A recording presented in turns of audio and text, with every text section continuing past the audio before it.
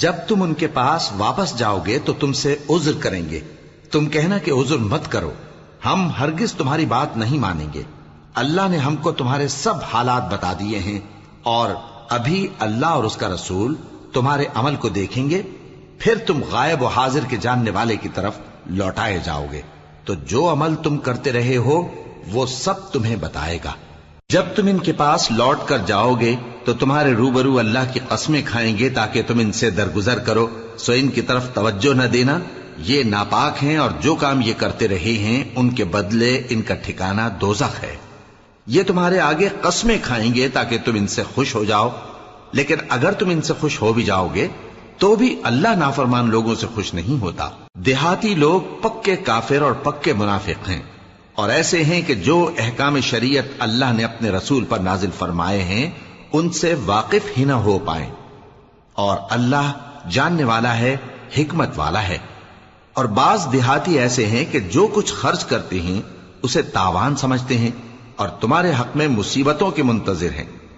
انہی پر بری مصیبت واقع ہو، اور اللہ سننے والا ہے، جاننے والا ہے۔ اور بعض دیہاتی ایسے ہیں کہ اللہ پر اور روز آخر پر ایمان رکھتے ہیں، اور جو کچھ خرچ کرتے ہیں اس کو اللہ کے قرب اور پیغمبر کی دعاؤں کا ذریعہ سمجھتے ہیں۔ دیکھو یہ بات بلا شبہ ان کے لیے موجب قرب ہے،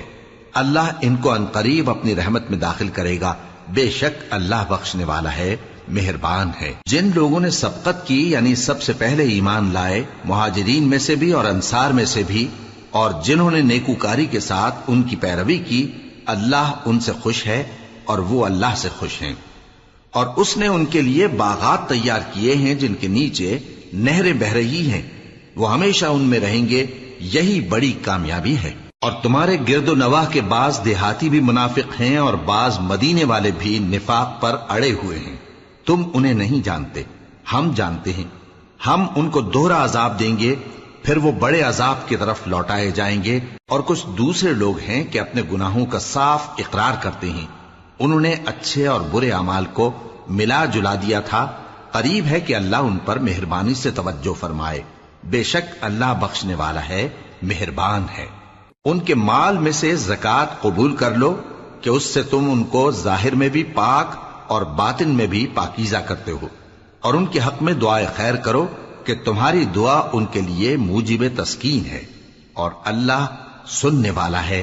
جاننے والا ہے۔ کیا یہ لوگ نہیں جانتے کہ اللہ ہی اپنے بندوں سے توبہ قبول فرماتا اور صدقات و خیرات لیتا ہے، اور یہ کہ اللہ ہی توبہ قبول کرنے والا ہے، مہربان ہے۔ اور ان سے کہہ دو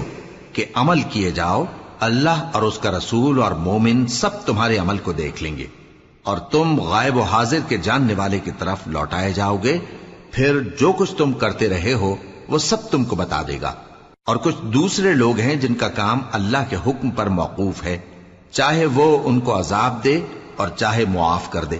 اور اللہ جاننے والا ہے، حکمت والا ہے۔ اور ان میں ایسے بھی ہیں جنہوں نے اس غرض سے مسجد بنائی ہے کہ ضرر پہنچائیں اور کفر کریں اور مومنوں میں تفرقہ ڈالیں،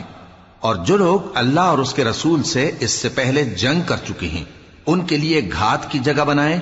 اور قسمیں کھائیں گے کہ ہمارا مقصود تو صرف بھلائی تھا، مگر اللہ گواہی دیتا ہے کہ یہ جھوٹے ہیں۔ تم اس مسجد میں کبھی جا کر کھڑے بھی نہ ہونا،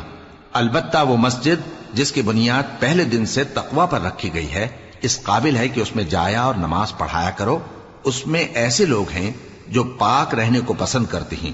اور اللہ پاک رہنے والوں کو پسند کرتا ہے۔ بھلا جس شخص نے اپنی عمارت کی بنیاد اللہ کے خوف اور اس کی رضامندی پر رکھی، وہ اچھا ہے یا وہ جس نے اپنی عمارت کی بنیاد ایک کھائی کے گرنے والے کنارے پر رکھی، پھر وہ اس کو دوزخ کی آگ میں لے گرا، اور اللہ ظالم لوگوں کو ہدایت نہیں دیتا۔ یہ عمارت جو انہوں نے بنائی ہے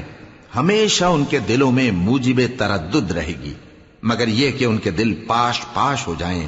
اور اللہ جاننے والا ہے، حکمت والا ہے۔ اللہ نے مومنوں سے ان کی جانیں اور ان کے مال خرید لیے ہیں، اور اس کے عوض ان کے لیے بہشت تیار کی ہے۔ یہ لوگ اللہ کی راہ میں لڑتے ہیں تو مارتے بھی ہیں اور مارے بھی جاتے ہیں۔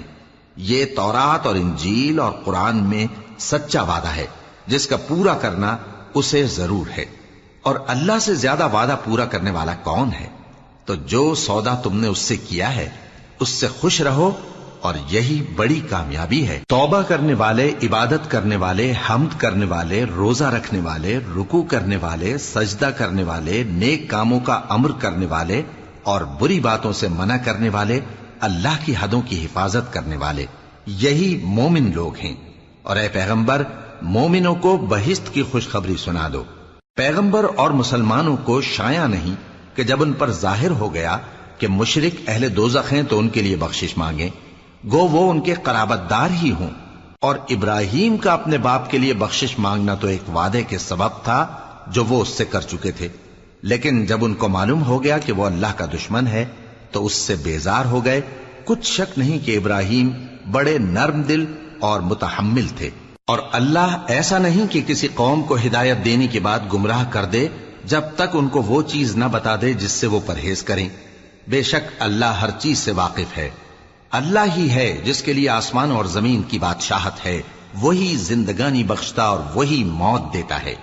اور اللہ کے سوا تمہارا کوئی دوست اور مددگار نہیں ہے۔ بے شک اللہ نے پیغمبر پر مہربانی کی اور مہاجرین اور انصار پر،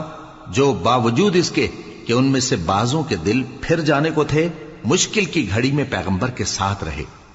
پھر اللہ نے ان پر مہربانی فرمائی، بے شک وہ ان پر نہایت شفقت کرنے والا ہے، بڑا مہربان ہے۔ اور ان تینوں پر بھی جن کا معاملہ ملتوی کیا گیا تھا، یہاں تک کہ جب زمین باوجود فراخی کے ان پر تنگ ہو گئی اور ان کی جانیں بھی ان پر دوبھر ہو گئیں، اور انہوں نے جان لیا کہ اللہ کی گرفت سے بچنے کے لیے کوئی جائے پناہ نہیں مگر اسی کی طرف رجوع کرنا، پھر اللہ نے ان پر مہربانی کی تاکہ توبہ کریں۔ بے شک اللہ توبہ قبول کرنے والا ہے، مہربان ہے۔ اے اہل ایمان، اللہ سے ڈرتے رہو اور راست بازوں کے ساتھ رہو۔ اہل مدینہ کو اور جو ان کے آس پاس دیہاتی رہتے ہیں، ان کو شایع نہ تھا کہ اللہ کے پیغمبر سے پیچھے رہ جائیں، اور نہ یہ کہ اپنی جانوں کو ان کی جان سے زیادہ عزیز رکھیں۔